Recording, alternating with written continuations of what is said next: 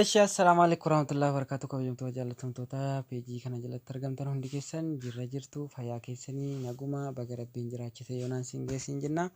Egaa irrallee waan tokko qabadhee isiniif dhiyaadheera jechuudha. Innis maal jettanii karaa silkiirraa gara miimooriitti ittiin dabarfattan jechuudha. Waan keessa jiru aappiis ta'ee viidiyoos ta'ee fakkeenyaaf silkiin kan akka doosii samsiingii gaalaksii kan adda addaa kun rakkina hin qabu. Fakkeenyaaf kan akka hawaawii namoonni baay'een na gaafatanii turtanii ani immoo hawaawii of biraa waan hin qabneef aappii tokko isiniif argeen jira jechuudha. Waan gara sanatti isiniif dabarsu jechuudha. Silkii kamirraayyuu jechuudha. Tokko karaa qallaaleedhaan jechuudha irraatti dabarfattanuu argeen jira jechuudha. Sana itti fayyadamaa isiniin jedha. Sana dura garuu warri yuutuubii sabiskiraayib gootanii jirtanuu guddaa galatoomaa isiniin jedha. Baay'ataa jira yoo rabbeedhe. Warri immoo hin argin jechuudha yuutuubii kana yuutuubii keessan seentanii akkuma asirratti argamu awwal kadiir app kan jedhe kana keessa seentan jechuudha. Wagga seentanii haala kanaan isinii bahu jechuudha. Sabiskiraayib godhaan isiniin jedha. Wagga sabiskiraayib gootanii kaatan immoo jechuudha. Laayik gochuus hin irraanfatinaa. Hiriyoottan keessaniifis sheer godhaan isiniin jedha.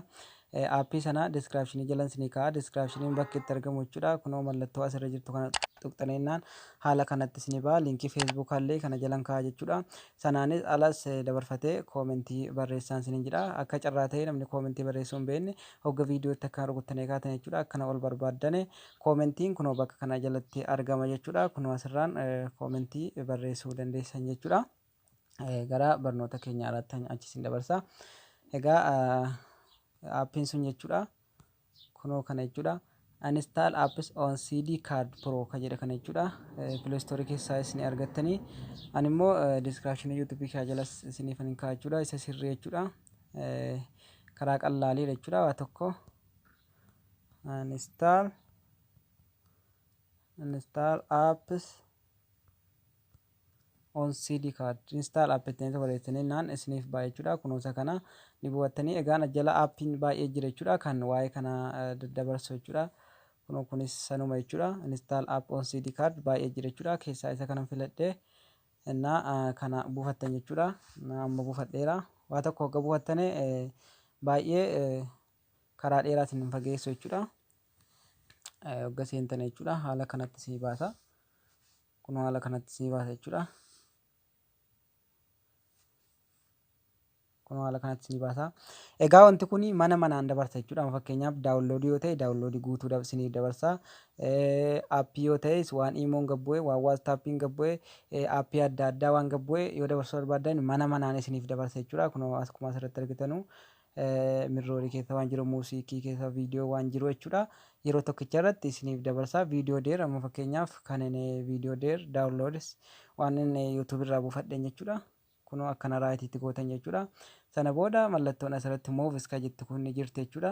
Moovis kan jette kana si'a tokkoof cuqaastan jechuudha. Kunoo haala kanaan isiniif dabarsa jechuudha. Kunoo waan keessa jiru guutuu yeroo gabaabaa keessatti dabarsee isiniif fixa jechuudha. Kunoo haala kanaan isiniif dabarsa jechuudha. Waa tokko baay'ee isin rakkisu jechuudha. Silkii hawaawiis ta'ee silkii gosa fedhallee yoo ta'e jechuudha. Kunoo haala kanaan isiniif dabarsa jechuudha.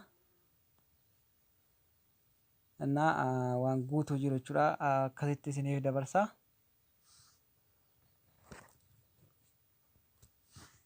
Amma waan baay'ee ta'eef jechuudha. Muuziqaan haala kanaan isiniif dabarsa jechuudha.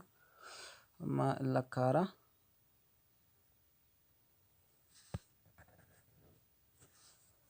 Eegganna jechuudha amma ni fixutti.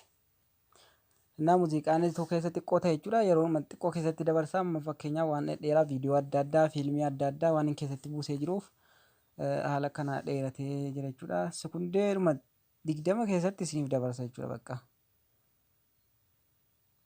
Kunoo haala kanaan jechuudha.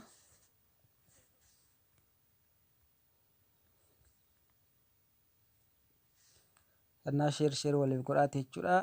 Namoota waan akkanaa hin beekne yoo jiraate haala kanatti akka inni dabarfatu godhaan isiniin jedha.